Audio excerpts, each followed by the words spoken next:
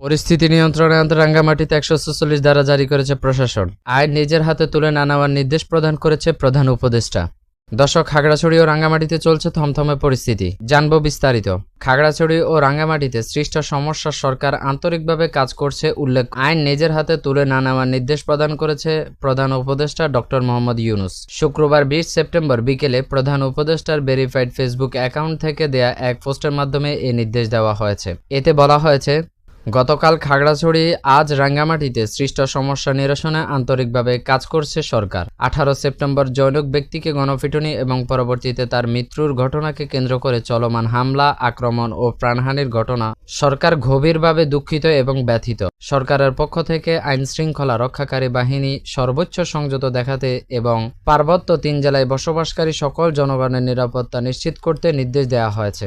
সেখানে শান্তি, সৌহার্দ্য ও সম্প্রীতি নিশ্চিতকরণে সরকার পোস্টে আরও বলা হয়েছে, আইন নিজের হাতে তুলে না নেওয়া এবং ধ্বংসাত্মক কাজে লিপ্ত না হওয়ার জন্য সকলকে নির্দেশ দেওয়া যাচ্ছে। আইন নিজের হাতে তুলে নেওয়া এবং যে কোনো সম্পত্তি ধ্বংস করা দণ্ডনীয় এবং গর্হিত অপরাধ। খাগড়াছড়ি সদর ও দিঘিনালার সহিংসতার ঘটনায় পৌর শহরে ১৪৬ ধারা জারি করেছে জেলা প্রশাসন। শুক্রবার ২০ সেপ্টেম্বর জেলা প্রশাসক মোহাম্মদ শহীদুজ্জামান এই বিষয়টি নিশ্চিত করেন। তিনি জানান, সহিংসতার রোধে এই ধরনের ব্যবস্থা নিয়েছে প্রশাসন। এদিকে এদিন সকালে জেলা প্রশাসন মোহাম্মদ শহীদুজ্জামান দিঘিনালা সেনা জোনের অধিনায়ক লে কর্নেল ওমর এবং পুলিশ সুপার আফরিন জুয়েল দিঘিনালা ক্ষতিগ্রস্ত এলাকা পরিদর্শন করেন। এ সময় তারা স্থানীয় লোকজনের সঙ্গে কথা বলেন, তদন্ত কমিটি গঠন সহ দোষী ব্যক্তিদেরকে আইনের আওতায় এনে বিচারের আশ্বাস দেন।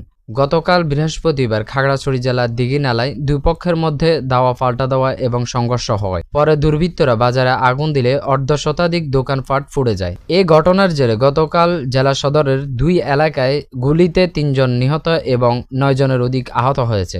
গতকাল বুধবার ভোরে খাগড়াছড়ি সদরে মোহাম্মদ মামুন নামে এক যুবককে চুরির অভিযোগে পিটিয়ে হত্যা করা হয়। এ ঘটনাকে কেন্দ্র করে এসব সহিংসতার ঘটনা ঘটছে। জেলা প্রশাসক মোহাম্মদ শহীদুজ্জামান জানান, পরিস্থিতি শান্ত করতে সেনাবাহিনী ও বিজিবিকে মোতায়েন করা হয়েছে। শুক্রবার দুপুর ২টা থেকে রাত ৯টা পর্যন্ত খাগড়াছড়ি পৌর এলাকায় ১৪৬ ধারা জারি করা হয়েছে। বর্তমানে জেলার পরিস্থিতি স্বাভাবিক রয়েছে। তো দর্শক, এ ছিল আজকে এ পর্যন্ত। দেখা হচ্ছে অন্য কোনো আয়োজনে।